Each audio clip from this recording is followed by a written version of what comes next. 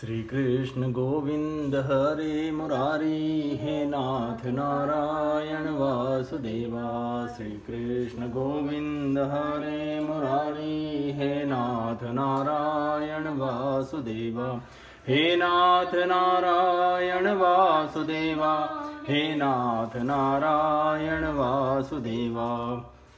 श्रीमद्भागवत पुराण नवमी स्कंद अथ सप्तम अध्याय। राजा त्रिशंकु और हरिश्चंद्र की कथा। श्री शुक उवाच।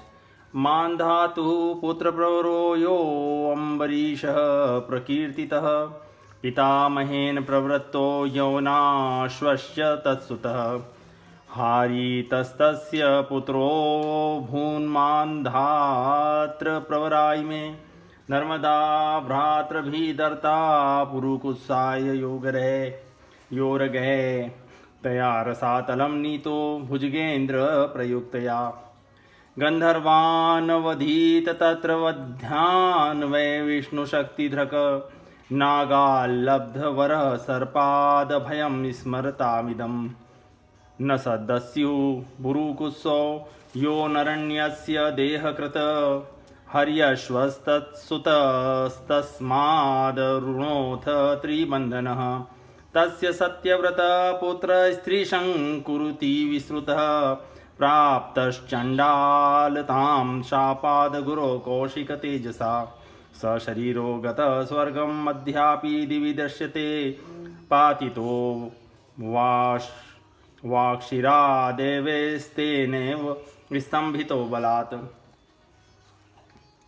श्री सुखदेव जी कहते हैं, परीक्षित, मैं वर्णन कर चुका हूँ कि मानधाता के पुत्रों में सबसे श्रेष्ठ अम्बरीश थे। उनके दादा यौनाश्व ने उन्हें पुत्र रूप में स्वीकार कर लिया। उनका पुत्र हुआ यौनाश्व और यौनाश्व का हारित। मानधाता के वंश में ये तीन अन्वांतर गोत्रों के प्रवर्तक हुए। नागों ने अपनी बहन नर्मदा का विवाह पुरुकुत्स से कर दिया था। नागराज वसुकी की आज्ञा से नर्मदा अपने पति को रसातल में ले गई। वहाँ भगवान की शक्ति से संपन्न होकर पुरुकुत्स ने वध करने योग्य गंधर्वों को मार डाला। इस पर नागराज ने प्रसन्न होकर पुरुकुत्स को वर दिया कि जो इस प्रसंग का स्मरण करेगा वह सर्पों से निर्भय हो जाएगा। राजा पुरुकुत्स का पुत्र त्रसदस्यु था। उसके पुत्र हुए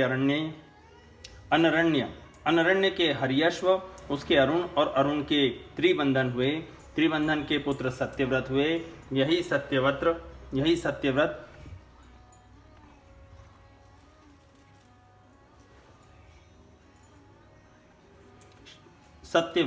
त्रिशंकु के नाम से विख्यात हुए।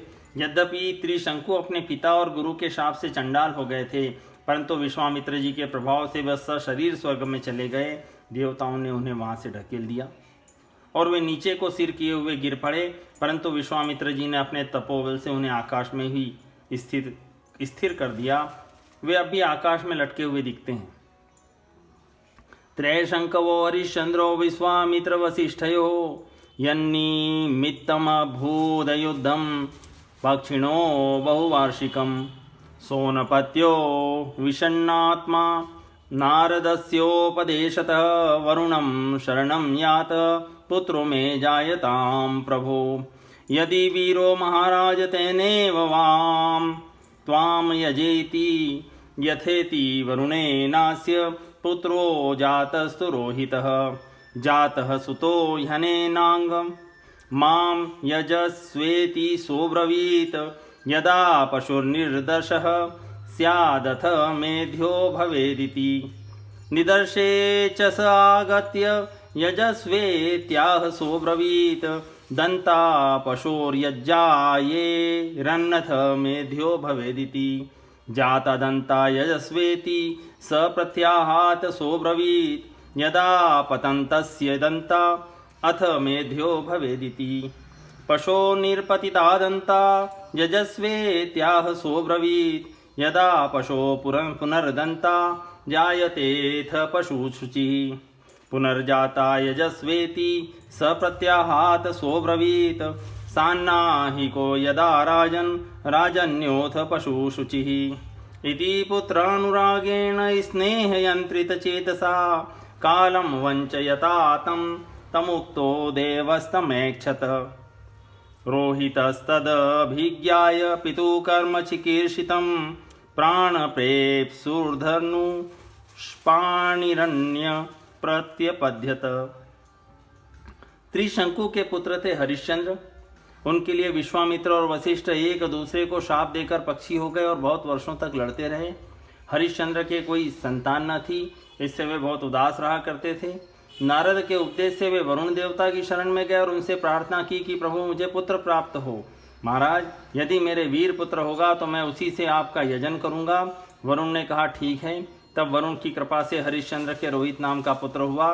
पुत्र होते ही वरुण ने आकर कहा, हरिश्चंद्र तुम्हें पुत्र प्राप्त हो गया, अब इसके द्वारा मेरा यज्ञ करो। हरिश्चंद्र ने कहा, जब आपका यह यज्ञ पशु रोहित 10 दिन से अधिक का हो जाएगा तब यज्ञ के योग्य होगा। 10 दिन बीतने पे वरुण ने आकर फिर कहा, अब मेरा यज्ञ करो। हरिश्चंद्र ने कहा, जब आपके यज्ञ पशु के मुंह में दांत निकल आएंगे तब वह यज्ञ के योग्य होगा।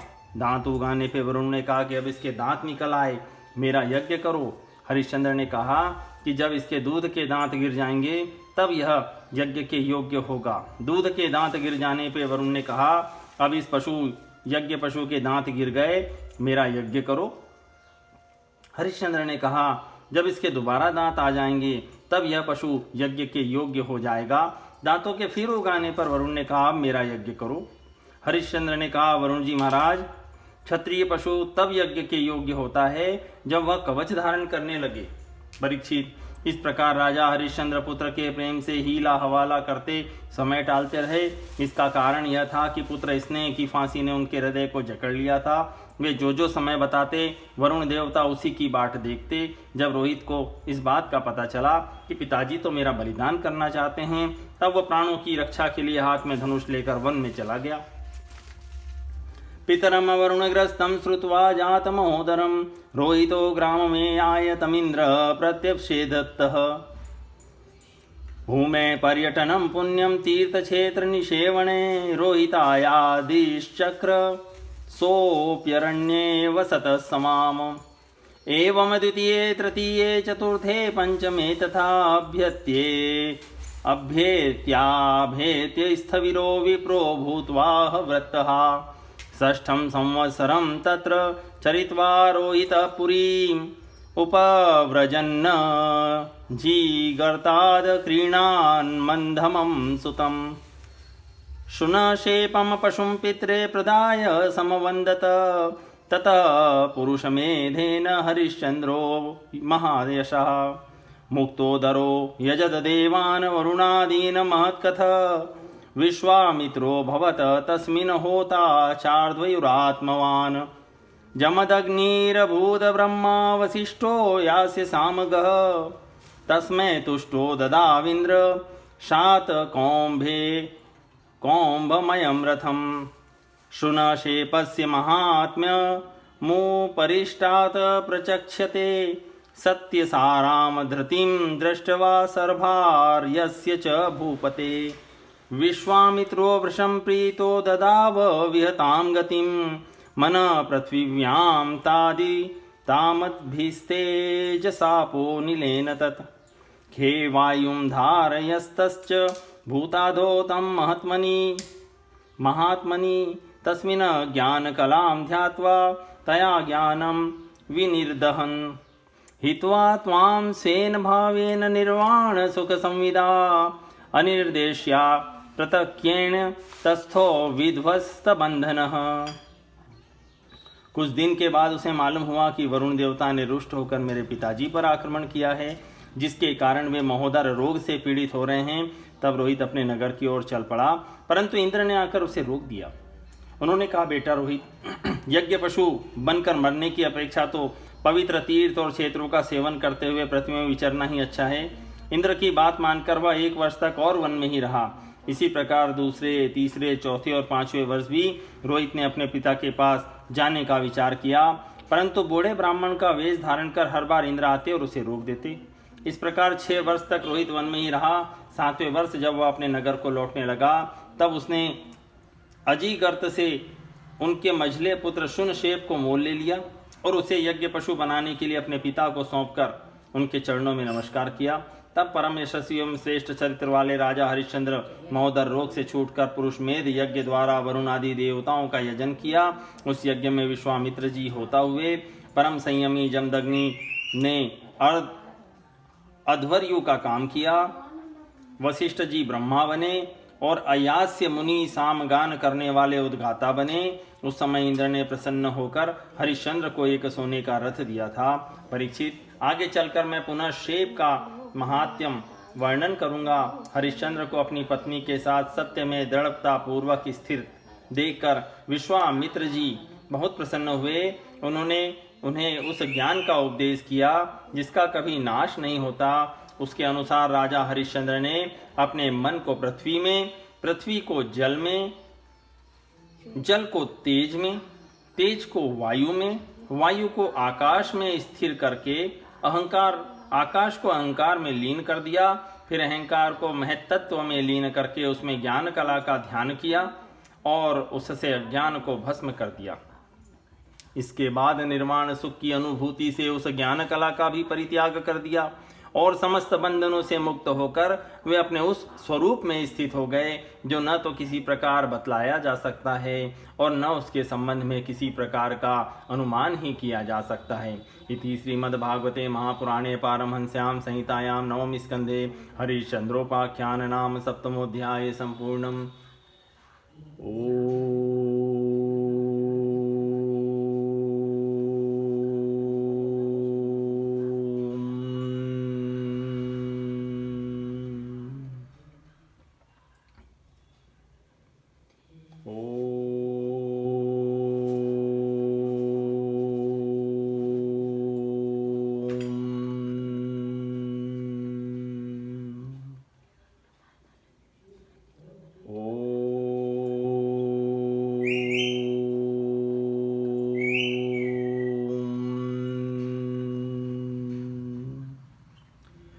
श्री कृष्ण गोविंद हरे मुरारे, हे नाथ नारायण वासुदेवा।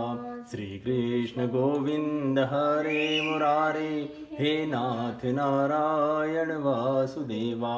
हे नाथ नारायण वासुदेवा, हे नाथ नारायण वासुदेवा।